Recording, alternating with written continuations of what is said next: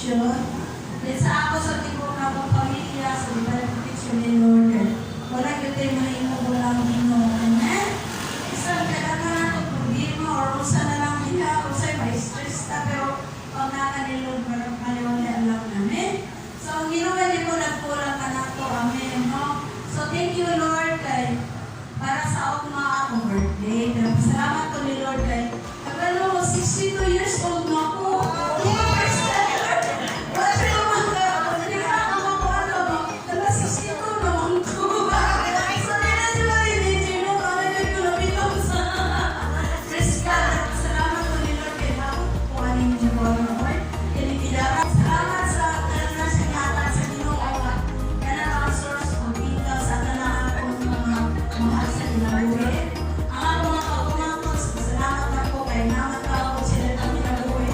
So, Ginoo na nagkulay ko, Lord.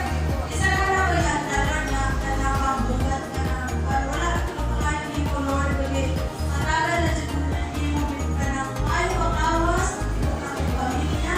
Wala na dyan kayo naghangan ko kung sa kanila. So, ang Ginoo na gano'n ko kung sa iyanan na ko. Wala na di ba na, Lord, kay kung sa kayo mga yun, na hindi mo ni mo gusto yung mata, kaya kasi yung mga sa mukha. So, ang Ginoo na gano'n mo. So, Lord, salamat at karon.